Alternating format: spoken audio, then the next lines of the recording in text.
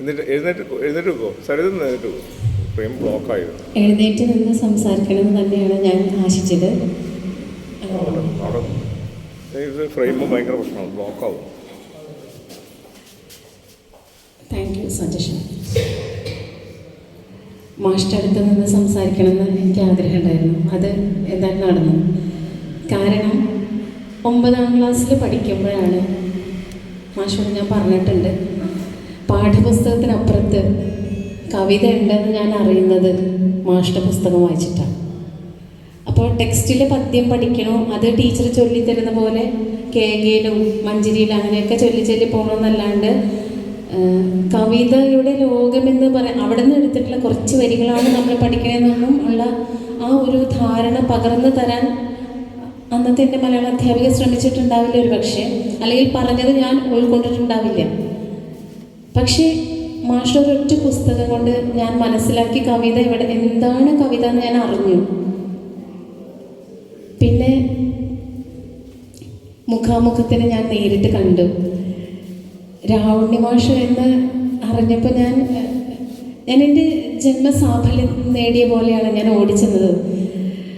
ഓടിച്ചെന്ന് ഞാൻ മാഷിൻ്റെ അടുത്ത് ചെന്നിട്ട്, മാഷെ എനിക്കൊരു കാര്യം പറയാനുണ്ട്, മാഷ് തിരക്കിലാണ്, ഇതൊന്ന് കേൾക്കുമോ എന്ന് ചോദിച്ചിട്ടാണ് ഞാൻ പറയണത്.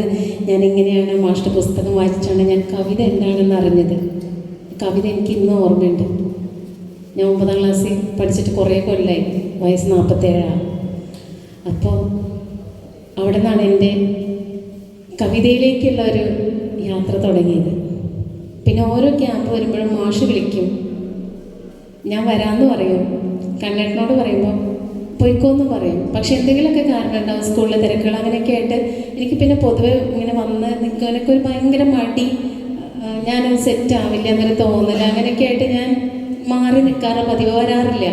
പക്ഷേ സൈലന്റ് വാലി എന്നെ വല്ലാണ്ട് കൊതിപ്പിച്ചിരുന്നു. കാട് എനിക്ക് ഭയങ്കര കൊതിയാണ്. അത് രണ്ട് ഭയങ്കര അട്രാക്ഷനായിരുന്നു. കാവ്യശിഖയും കാടും മാഷും ഒക്കെ കൂടി വിളിച്ചപ്പോൾ ബാക്കിയെല്ലാം മാറ്റി വെച്ച് ഞാൻ വന്നു.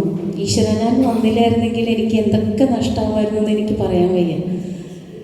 ഞാൻ എന്തൊക്കെ നേടിയെന്നും എനിക്ക് പറയാൻ വയ്യ. കവിതയുടെ ഒരു വലിയൊരു മഴ എൻ്റെ ഉള്ളിൽ ഇപ്പോൾ പെയ്യുന്നുണ്ട്.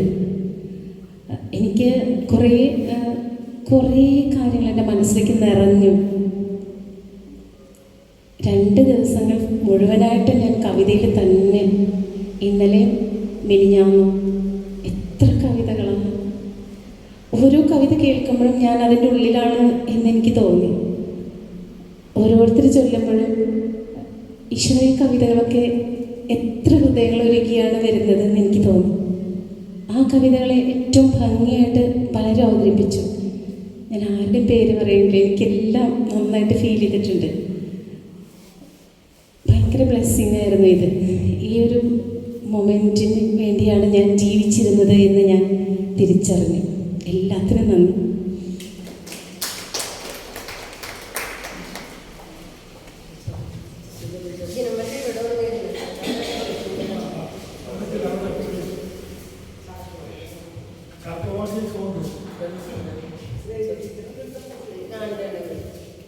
ഇവിടെ വിട്ടുപിരിയുന്ന വേദന, 2 പേര് കരയുണ്ട്.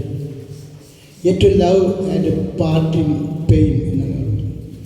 ഇപ്പോൾ ഇവിടെ ഞാനിവിടെ പങ്കെടുക്കാൻ ശരിക്ക് ഒരു ആരോഗ്യ പുസ്തകം ഉണ്ടായിരുന്നു, പക്ഷെ വരാതിരിക്കാൻ പറ്റില്ലാത്തൊരവസ്ഥ ഉണ്ടായിരുന്നു.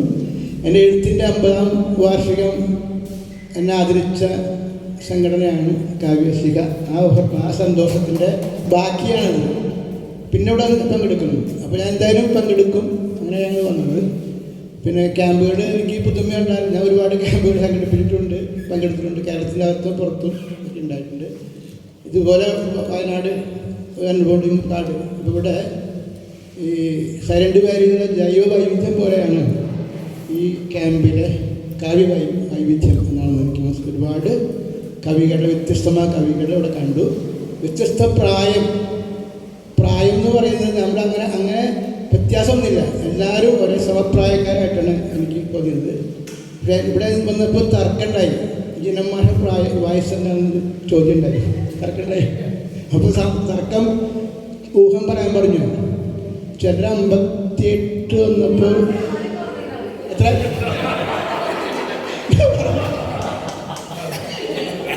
അല്ല ഞാൻ പറഞ്ഞേ മുഹിച്ച് പറഞ്ഞു 50 സന്തോഷമായിരിക്കും. പിന്നെ 58 ഒക്കെ വന്നു. 58 വന്നപ്പോഴും സന്തോഷം ഉണ്ടായി. അല്ല, അപ്പോഴാണ് മാഷിക്ക് മനസ്സിലായത്, സംശയം വന്നത്, കവികൾ നുണ പറയാൻ തുടങ്ങിയാണ്. അപ്പോൾ അവസാനം ഞാൻ പറഞ്ഞു സംഖ്യ പറഞ്ഞിട്ട് ഞാൻ അല്ല എന്ന് പറഞ്ഞിട്ടാ നിൽക്കണില്ല. എനിക്ക് ഓർമ്മ വന്നത് അച്ഛൻ അവിടെ ഒരു മത്തായിയുടെ പള്ളിയിൽ വരാറില്ല, അയാൾ പള്ളി വരാറില്ല. അപ്പോൾ അയാൾ മത്തായി നീ പള്ളിയിൽ എന്താ വരാത്തത് എന്ന് പറഞ്ഞു. എനിക്കങ്ങനെ വരണം. അപ്പോൾ ഒരു ചോദ്യം ചോദിച്ചു, മത്തായിട്ട് ചോദിച്ചു കൽപ്പനയുടെ എത്ര കൽപ്പനയുണ്ട് മത്തായി എന്ന് ചോദിച്ചപ്പോൾ മത്തായി പറഞ്ഞു 25 എന്ന് പറഞ്ഞു. അപ്പോൾ അച്ഛൻ പറഞ്ഞു അല്ല 30 100 വരെയും പറഞ്ഞു മത്തായി. അപ്പോൾ അച്ഛൻ പറഞ്ഞു നീ ബൈബിൾ പഠിച്ചിട്ട് പോയി. അങ്ങനെ പോയി വരുമ്പോഴേ വേണ്ട വേറൊരു ജോസഫ് വരുന്നു. ജോസഫേ എത്ര കൽപ്പനയുണ്ട്? അയാൾ പറഞ്ഞ് 10. നിന്റെ 10 കൊണ്ടോട് ചെല്ല്. അച്ഛനെ എന്നാ 100 വരെ പറഞ്ഞിട്ട് അച്ഛൻ സമ്മതിച്ചിട്ടില്ല.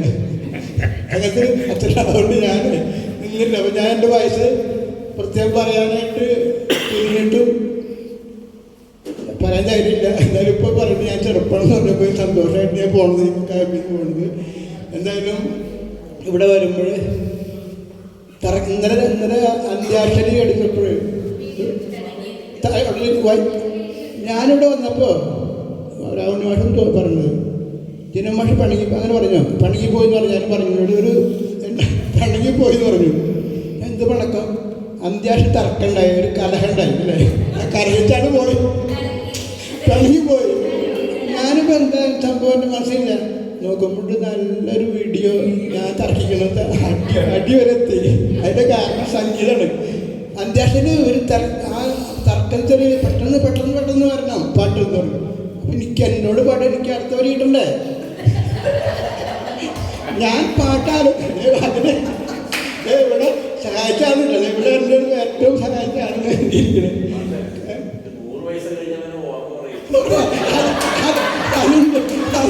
അതുകൊണ്ട് നമ്മുടെ ഒരു ഓൾഡ് വെപ്പാണല്ലോ. ഇതിന് മറുപടി കൊടുക്കാമോ? 100 വയസ്സ് കഴിഞ്ഞാൽ ഓർമ്മ കുറയും. എപ്പോഴും പോയില്ല, എനിക്ക് കുറേശ്ശെ പോകുന്നില്ല. അപ്പോൾ ഇത് ഒരു പാട്ടിൻ്റെ വരി, നമ്മളൊരു പാട്ട് രജിസ്റ്റർ ഉണ്ടാവും, അറിയുന്നുണ്ടോ?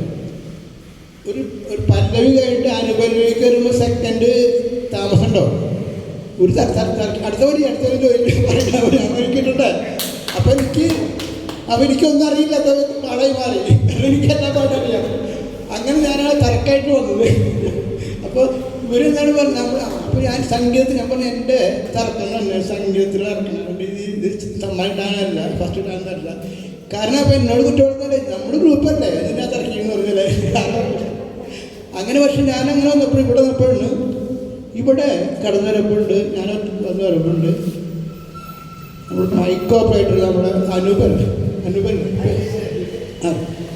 അവിടെ ഒരു ക്ലാസിക്കൽ പാട്ട് വയ്ക്കുന്നു.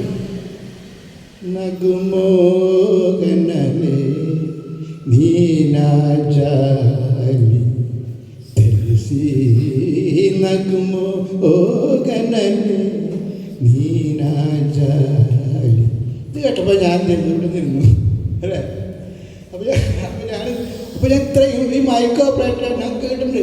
കവിതകളൊക്കെ ആസ്വദിച്ചുകൊണ്ടിരിക്കുന്ന ആളാണ്. ഞാനിവിടെ വന്നപ്പോൾ എൻ്റെ ഒരു അനുഭവം ഈ മൈക്ക് ഓപ്പറേറ്ററിന് പറയാൻ പറ്റില്ല.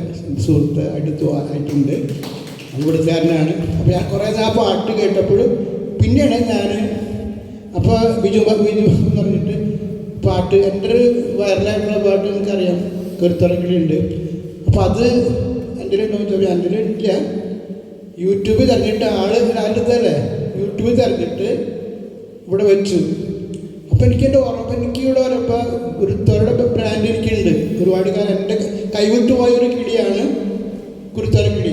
അത് എൻ്റെ ഞാൻ തന്നെ സംഗീതം ഞാൻ തന്നെയാണ്. പക്ഷെ അതിന് അവകാശമായിട്ട് ഒരുപാട് ആൾക്കാർ ഇത് സ്വന്തമാക്കിക്കൊണ്ട് കേരളം മുഴുവനും ഇങ്ങനെ വ്യാപിപ്പിച്ചപ്പോൾ ഞാൻ ഔട്ടായൊരു ആളാണ്. ഞാൻ പോയി. അപ്പോൾ എനിക്ക് സന്തോഷം. ആ 48 വീണ്ടും ഓർമ്മകൾ. ഞാൻ ഭോപ്പാലിലൊരു ക്യാമ്പ് ഉണ്ടായിരുന്നു. അതിൽ ഹിന്ദിക്കാർ ഹിന്ദി കവികളൊക്കെ ഇരിക്കുന്നു. അങ്ങനെ ഇരിക്കുമ്പോൾ ഒരു announcement, here's A poet from Kerala, ഈ ജിനൻ, പ്ലീസ് കം എന്ന് പറഞ്ഞാൽ എൻ്റെ മോളിൽ കെട്ടിരുത്തി. അപ്പോൾ ആ ഉറപ്പ്. അപ്പം ഞാൻ പാട്ട് കാട്ടണം. കുരുത്തോല കൊണ്ടു ഞാൻ കിനാവിൽ നിന്നും ഒരു നല്ല കിളിച്ചന്തം മെടഞ്ഞുണ്ടാക്കി, അതിലെൻ്റെ ഹൃദയം ഞാൻ ഒളിച്ചു വെച്ചു, അതിനൊന്നും മിടിക്കുവാൻ ഇടം കൊടുത്തു. അകലെയങ്ങാകാശം നിറഞ്ഞു കാണാൻ, അകക്കണ്ണിൻ നിലാപക്ഷം കടം കൊടുത്തു. ഇളം ചുണ്ടുകൾക്ക് സ്വയം മറന്നു പാടാൻ, മുളന്തണ്ടിൻ മധുറും സ്വരം കൊടുത്തു. ഒടുവിലൻ മനസ്സൊന്നു കൊടുത്ത നേരം പൊടുന്നനെ അതിൻ ചിറകനങ്ങിപ്പോയി. അറിയാതെ അതു പൊങ്ങി പറന്നു പോയി, അനന്തമാവിഹായസിൽ അരിഞ്ഞു പോയി. കുരുത്തോല കിളി പിന്നെ തിരിച്ചു വന്നൻ, ഹൃദയത്തിൽ കൂടുകൂട്ടി ഒളിച്ചിരുന്നു. ഇന്നതാണൻ മനസ്സിൻ്റെ തളിർച്ചില്ലയിൽ ഇരുന്നേതോ മൃദുരാഗം ശ്രുതിമിട്ടുന്നു. ഇന്നതാണൻ മനസ്സിൻ്റെ തളിർച്ചില്ലയിൽ ഇരുന്നേതോ മൃദുരാഗം ശ്രുതിമീട്ടും. ഈ കിളിയാണ് എൻ്റെ മനസ്സിൽ പാടിക്കൊണ്ടിരിക്കുന്നത് എന്നാണ് എൻ്റെ വിശ്വാസം. എന്തായാലും ഈ കിളി ഇങ്ങനെ പറന്ന് നടക്കട്ടെ. എൻ്റെ കൈവിട്ടു പോയാലും ആ കിളി ഇവിടെ കേട്ടപ്പോഴും എനിക്ക് ഒരു സന്തോഷം ഉണ്ടായപ്പോൾ ഈ ക്യാമ്പാണിത്. എന്തായാലും ഒരുപാട് വൈവിധ്യങ്ങളിൽ കൂടെ അനുഭവിച്ചുകൊണ്ടിരിക്കുന്നു ഈ ക്യാമ്പ് എന്നാണ് എനിക്ക് ഏറ്റവും പറയാറുള്ള ഒരാളാണ് കൃഷ്ണ മാഷ് പറഞ്ഞാൽ എനിക്ക് സൗഭാഗ്യമാണ് കവിതയുടെ സൗഭാഗ്യമാണ്. ഈ കവിതയാണ് ഞാൻ എൻ്റെ ഇഷ്ടം ആദ്യം തന്നെ ആശ്രയിച്ചത് അല്ലേ. വരണുണ്ട് ആ പാട്ടുണ്ടല്ലോ, അത് കേട്ട് ഞാൻ ആദ്യമായിട്ട് കൃഷ്ണൻ എന്ന് പറയുന്ന കവിയെ ഞാൻ ഈ കവിശികയിൽ കിട്ടിയ എനിക്കൊരു സുഹൃത്തുക്കളാണ്. എൻ്റെ അമ്പാവരത്തിൽ അവിടെ വന്നു, എൻ്റെ വീട്ടിൽ വന്നിട്ട് കവിത അവതരിപ്പിച്ച സുഹൃത്ത് എനിക്ക് കിട്ടിയൊരു കൂട്ടുകെട്ടാണ്, കവിതയുടെ കാവ്യ കൂട്ടുകെട്ടാണ്. ഇവിടെ ഒരുപാട് ഈ കേരളം മുഴുവൻ ആൾക്കാരോട് ഇന്ന് തോന്നില്ലേ. കണ്ണൂർ ധർമ്മടം തലശ്ശേരി മാഹി എണ്ണം പറഞ്ഞ വടകര പാടി തിക്കോടി കൊയിലാണ്ടി കോരപ്പുഴയും നടക്കാവുന്ന കോഴിക്കോട് പൊരു കേരളം കാണാൻ നേരെ പോകുന്ന ഡീലക്സ് ബസ്സിൽ അത് നിങ്ങൾ കാണുന്നുണ്ടെങ്കിൽ നേരെ പോയിട്ട് കവരം ക്യാമ്പിലേക്ക് വരിക. അപ്പോൾ നമ്മൾ കണ്ണൂർ ധർമ്മടം പക്ഷേ എല്ലാവരും ഇവിടെ ഉണ്ട്. ഇവിടെ രൗണ്ട് മാഷോട് വളരെ രൗണ്ട് മാഷ് എൻ്റെ ആത്മസുഹൃത്ത് പറയാൻ പറ്റില്ല. ഒരുപാട് കാലം മുമ്പ് തന്നെ ഈ വരുന്ന മുമ്പ് തന്നെ രൗണ്ട് മാഷായിട്ടുള്ള കാവ്യ ഇതിൽ കവിയരങ്ങളെ കണ്ടുള്ള ഒരുപാട് ഇഷ്ടമുള്ളൊരു കവിയായിരുന്നു. അപ്പോൾ ഇവിടെ അതുകൊണ്ട് ഞാൻ വന്നത് കാര്യം കൂടി പറഞ്ഞിട്ട് കൂടുതലൊന്നും പറയണ്ടല്ലോ, വീണ്ടും പോയൊരു സമയമില്ല. അങ്ങനെ എന്തായാലും ഫോൺ ഇവിടെ വരെ എത്തിയല്ലോ. നേരത്തെ തന്നെ സുധീഷ് എൻ്റെ ഒരു കവിത ഇന്നത്തെ ഒരു മോർണിംഗ് സെഷനിൽ നേരത്തെ തന്നെ ചെയ്യണം എന്ന് വിചാരിച്ചാണ്. മൈക്ക് തന്നെ വന്നത് സുധീഷിൻ്റെ അടുത്ത് സുധീഷ് കൊടുക്കുന്നു. എല്ലാവരും ക്യാമ്പിൻ്റെ അനുഭവങ്ങളെക്കുറിച്ച്